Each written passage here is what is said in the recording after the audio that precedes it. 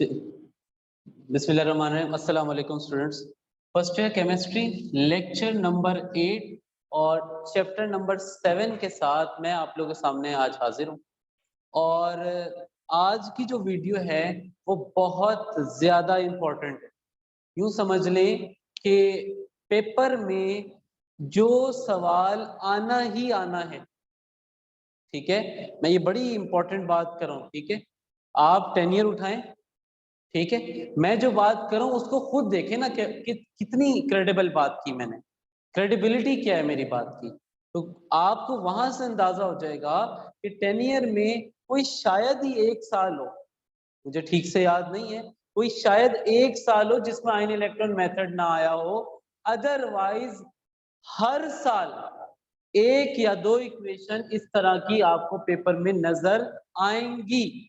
तो आज की जो क्लास है इसमें मैं आप लोगों से बेटा बात करने जा रहा हूं आयन इलेक्ट्रॉन मेथड के हवाले से। क्या? आयन इलेक्ट्रॉन मेथड, ठीक है। इसको यहां लिख भी देते हैं ताकि बात जो है वो याद रह जाए। क्या कह रहे हैं? आयन इलेक्ट्रॉन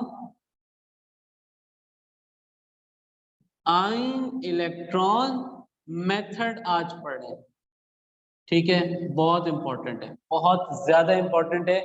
मैं ये चाहूंगा पूरी तवज्जो से चले।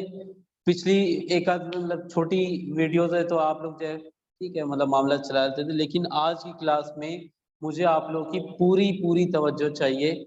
आप जब भी ये वीडियो आप लोग को मिले, आपने पूरी ईमानदारी और तवज्जो के साथ इस वीडियो को देखना है, तभी मेरी बात समझ में आएगी अच्छे से, वरना मुश्किल है, ठीक है। और मैं फिर बताता चलूं, ये टॉपिक पेपर में लाजमी आता है, ठीक है। ये टॉपिक पेपर में लाजमी आता है, ठीक है। स्टार्ट करते हैं अल्लाह का नाम लेके, ठीक है।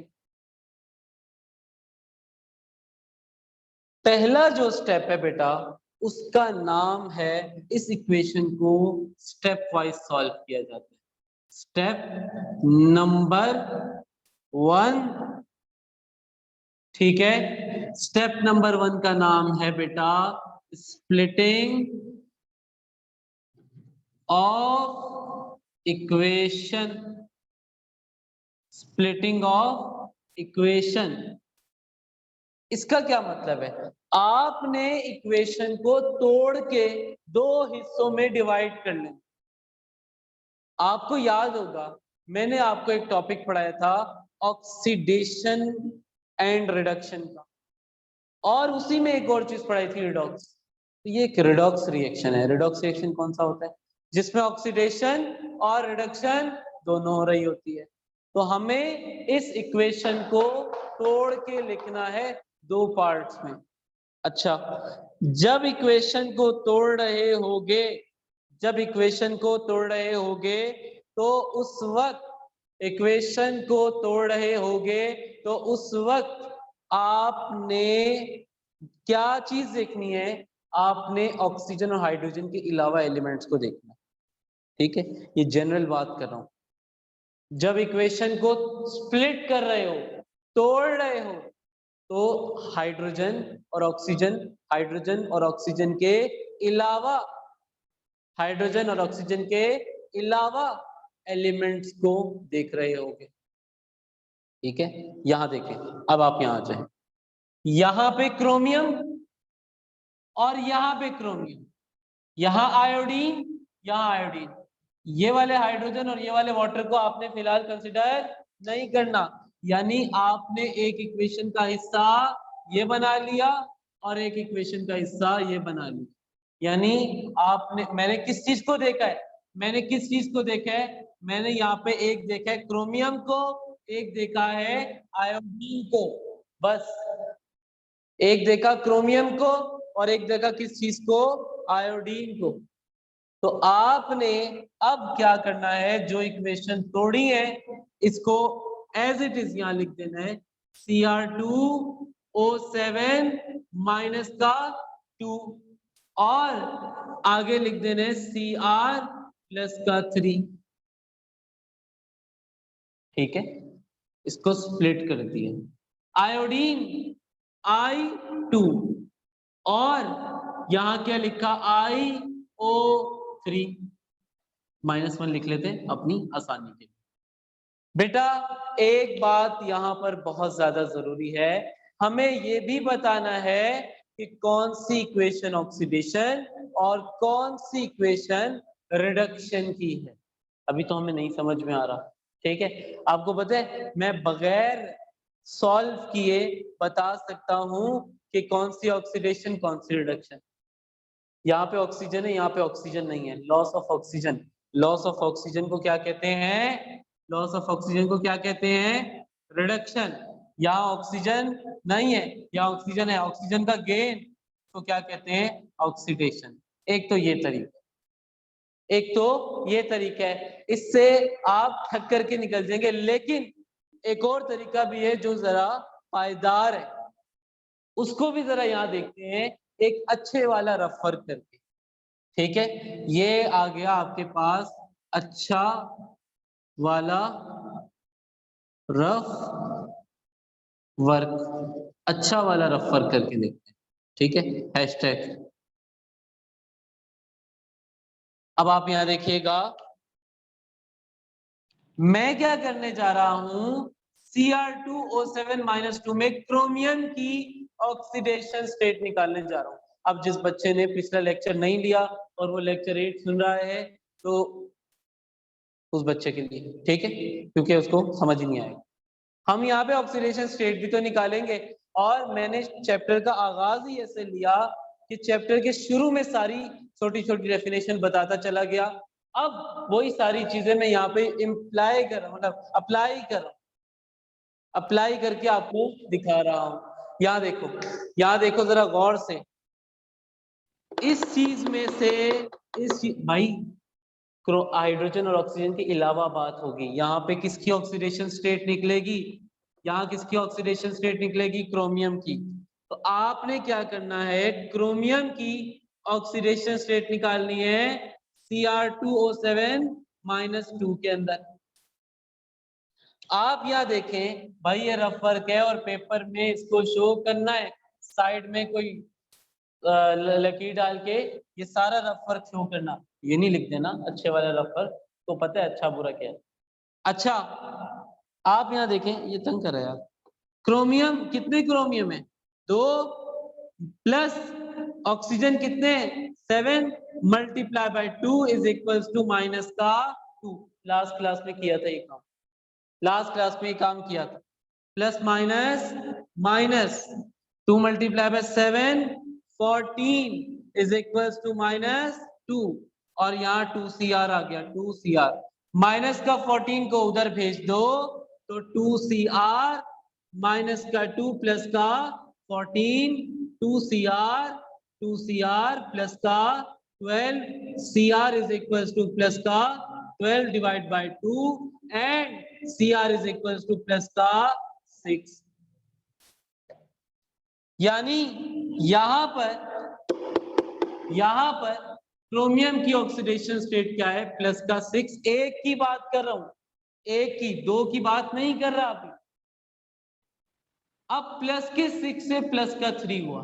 आप जरा यहां देखो, मैं किधर ड्रॉ करूं, इधर करते हैं। ये देखो, ये रफ वर्क है, ऑक्सीजन, तो this is not oxygen but it is 0 plus 7 -7, सही है। ये क्या है सर? बेटा अगर वैल्यू ऊपर की तरफ जा रही है, यानी प्लस में वैल्यू बढ़ रही है, इसका मतलब वहां पे हो रही है ऑक्सीडेशन। और अगर वैल्यू नीचे की तरफ आ रही है, यानी प्लस वाली वैल्यू कम हो रही है, तो ऑक्सीडेशन का उलट क्या हो गया? ऑक्सीडेशन का उलट हो गया रिडक्शन। ऊपर वैल्यू जा रही है तो ऑक्सीडेशन, नीचे वैल्यू आ रही है तो रिडक्शन। अब आप यहां देखो, प्लस के 6 से प्लस का 3, वैल्यू कहाँ आ रही है? नीचे। क्या लिखा? रिडक्शन लिखा। पहले से ये बात लिख दी, क्या यूज करते हुए? के loss of oxygen is reduction. अब अच्छा इसको देखो, क्या आयोडीन की ऑक्सीडेशन स्टेट निकालने की हमें जरूरत है? जवाब है नहीं। और rules of assigning oxidation state का पहला रूल था, कोई भी एटम अपनी फ्री स्टेट में हो उसका ऑक्सीडेशन स्टेट क्या होती है? क्या होती है? जीरो होती है। जाके पहला रूल पढ़ो, rules of assigning oxidation state का। ऑक्सीडेशन नंबर में पहला रूल जो पढ़ाया था वो पढ़ो जाके, वहां पे यही लिखा हुआ है कि आयोडीन की जगह पे जीरो। अगर जहां पे जहां I2 लिखा हुआ है ना वहां जीरो लिख देना। अच्छा, यहां पे जीरो नहीं होगा, यहां पे क्या होगा? कैलकुलेट करते हैं। INiO3-1। Okay,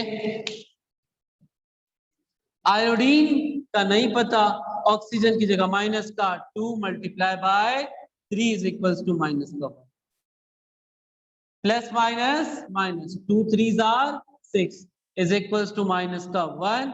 iodine as it is, minus का 6 उधर जाके प्लस का 6 हो गया, तो आयोडीन की वैल्यू क्या आ गई बेटा? प्लस का 5। यहाँ पे क्या लिखोगे? प्लस का 5। देखो वैल्यू 0 से 5 हो गई, यानी 0 से 5 का मतलब प्लस का 5 का मतलब ऊपर जा रही है, ऊपर जा रही है का मतलब क्या हो गया? ऑक्सीडेशन। एग्जामिनर यहाँ पे आपके स्टेप्स चेक करेगा कि आपने कितने स्टेप्स किए हैं और वो सही है। पहला स्टेप क्या होता है? इक्वेशन को स्प्लिट करना, और स्प्लिट करने के बाद ये भी बताना कि कौन सी रिडक्शन की है, कौन सी ऑक्सीडेशन की है, और इसके लिए ये सारे मंजन उसको कराने पड़ेंगे। बात समझ में आ रही है? ये चीजें, ये मसाला जात जरूरी है, वरना कैसे पता लगेगा। मैं उम्मीद कर रहा हूं आपको मेरी यहां तक की बात लाजमी समझ में आ गई होगी। ठीक है, आई होप सो। ठीक है, अब आगे मूव करते हैं बेटा। आगे का सीन ये है, स्टेप नंबर 2 यहां पे लिखने लगा हूं। स्टेप नंबर 2, स्टेप नंबर 2 है balancing of atoms. Balancing of atoms. अच्छा, पहला स्टेप क्या था? Splitting of equation. दूसरा स्टेप क्या है? Balancing of atom. सबसे पहले इन दोनों इक्वेशन को यहां से कॉपी किया, वहां पे छाप दिया। पहला तो काम ये कर लेते, क्या लिखा? Cr2O7-2 और यहां Cr प्लस का 3, यहां पे लिखा I2, यहां लिखा I2 और यहां लिखा IO3-1। अच्छा, यहां पे क्या लिखा हुआ है? प्लस का 6। गौर से देखो, यहां देखो कितने क्रोमियम है? 2, तो प्लस के 6 को 2 से मल्टीप्लाई कर दो। यहाँ पे भी इसको लिख लेते हैं, यहाँ पे भी यही सीन है। ठीक है, अच्छा, अब आप यहाँ देखो बेटा, यहाँ क्रोमियम कितने हैं? 2। जब बैलेंसिंग ऑफ एटम की बात करेंगे तो ऑक्सीजन और हाइड्रोजन की बात अलग से करेंगे, यहाँ नहीं करेंगे। ऑक्सीजन की और हाइड्रोजन की बात अलग से होगी, यहाँ नहीं होगी। बात ध्यान में बिठा लो। पहला स्टेप स्प्लिटिंग ऑफ इक्वेशन, दूसरा स्टेप बैलेंसिंग ऑफ एटम। जब बैलेंसिंग ऑफ एटम कर रहे होंगे तो ऑक्सीजन और हाइड्रोजन का जिक्र नहीं करेंगे, वो बाद में होगा, बाद में होगा, उसके लिए अलग से स्टेप आएगा। ठीक है, अब आप यहाँ देखो भाई, यहां पे क्रोमियम कितने? 2। यहां क्रोमियम कितने? 1। पता चले इसको क्रोमियम कितने लग दो भाई, वो उसके ऑक्सीडेशन स्टेट है। ये मत करियो। ठीक है भाई, यहां क्रोमियम 2 है, यहां क्रोमियम 1 है, तो बस यहां लगा दिया 2। क्या लगा दिया? 2। जब एक, अच्छा एक और बात, जब एक क्रोमियम के लिए +3 है तो 2 के लिए क्या होगी? +3 मल्टीप्लाई बाय 2, +3 मल्टीप्लाई बाय 2। अच्छा एक और बात, आयोडीन के ऊपर यहाँ पे क्या लिखा हुआ है? प्लस का 5 लिखा हुआ है, ये देखो प्लस का 5 लिखा हुआ है, वो एज इट इज लिखा। बेटा मैं फिर कह रहा हूं, ऑक्सीजन छोड़ दो अभी। यहाँ क्रोमियम 2 थे, यहाँ 1 था, तो यहाँ 2 लिख दिया बस। यहाँ आयोडीन कितने? यहाँ आयोडीन कितने 2, यहाँ कितने 1, तो यहाँ पे क्या लिखेंगे 2 लिखेंगे, और जब यहाँ 2 लिखेंगे तो इस 5 वाली वैल्यू को भी 2 से मल्टीप्लाई करवा देंगे। ये क्या हो गया, एटम्स बैलेंस्ड हो गए। ये क्या हो गया, एटम्स बैलेंस्ड हो गए। यहाँ कितने क्रोमियम 2, यहाँ कितने क्रोमियम 2, यहाँ कितने आयोडीन 2, यहाँ कितने आयोडीन 2, ऑक्सीजन को छोड़ दो। सही है। अब आप यहां देखो अगली बात, step number 3। Step number 3, step number 3 है बैलेंसिंग ऑफ ऑक्सीजन। देखो अलग से लिख रहा हूं उसको, बैलेंसिंग ऑफ ऑक्सीजन एटम्स। ठीक है, बैलेंसिंग ऑफ ऑक्सीजन एटम्स। सही हो गया। एक छोटी सी बात जरा सुनो, इक्वेशन में ये H पॉजिटिव लिखा हुआ है, इस H पॉजिटिव का मतलब है एसिड। मेरी एक बात याद रखो, अभी आराम आराम से मैं बातों को कोशिश कर रहा हूँ एक एक करके आपके सामने लेकर आयन इलेक्ट्रॉन मेथड से इक्वेशन सॉल्व कर रहे हैं। पहला स्टेप था स्प्लिटिंग ऑफ इक्वेशन, दूसरा था बैलेंसिंग ऑफ एटम, तीसरा बैलेंसिंग ऑफ ऑक्सीजन। हमारे पास आयन इलेक्ट्रॉन मेथड 2 मीडियम में होता है। कितने मीडियम में, 2 मीडियम में। एक होता है एसिडिक मीडियम, एक होता है बेसिक मीडियम। इस वक्त ये इक्वेशन कौन से मीडियम में, एसिडिक। कैसे पता लगा, H पॉजिटिव। बेस का कैसे पता लगेगा, OH नेगेटिव। याद रखनी है बातें, OH नेगेटिव। आप लोग किताब खोलेंगे और पेज नंबर 225 देखेंगे, page number 225, question number 7। Question number 7 का पार्ट 1 में सॉल्व कर रहा हूं। पार्ट 2 में आप देखें इक्वेशन में H पॉजिटिव लिखा हुआ है, यानी ये इक्वेशन भी किससे सॉल्व होगी, एसिडिक मीडियम वाले मेथड से सॉल्व होगी। बेसिक में थोड़ा सा फर्क है, बाकी सारा काम सेम है। ठीक है, और अगर आप आगे देखो तो पार्ट 3 में इक्वेशन के आगे उसने लिख दिया कि बेसिक मीडियम में सॉल्व होगी। सही है। अब आगे आओ, balancing of oxygen atom. Balancing of oxygen atom बेटा, जब हम आयन इलेक्ट्रॉन मेथड से सॉल्व कर रहे हैं इक्वेशन को और मीडियम कौन सा है, एसिडिक, तो ऑक्सीजन को बैलेंस करने के लिए लगाएंगे H2O।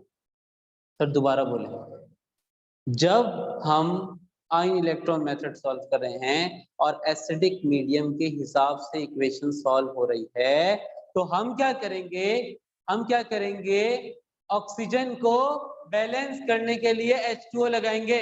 यहाँ देखो, इधर देखो भाई, पहले तो पूरी इक्वेशन एज इट इज छाप दो, Cr2O7 -2 और यहाँ लिखा 2Cr प्लस का 3, थोड़े से मसाले वसाले लगा देते हैं, प्लस का 6 मल्टीप्लाई बाय 2 और ये मल्टीप्लाई बाय 2 और ये क्या लिखा हुआ है, I2 0 IO3 -1, यहाँ 2, यहाँ +5 मल्टीप्लाई बाय 2। इधर देखो इक्वेशन, ये वाली पहली वाली इक्वेशन को देखो, इधर कितने ऑक्सीजन है, 7, उधर ऑक्सीजन ही नहीं है, यानी उधर ऑक्सीजन की कमी है। जहां ऑक्सीजन की कमी है एसिडिक मीडियम में वहां पे क्या लिखा जाता है, सॉरी एसिडिक मीडियम में वहां पे क्या लिखा जाएगा, वाटर। एसिडिक मीडियम में वहां पे क्या लिखा जाएगा, वाटर लिखा जाएगा।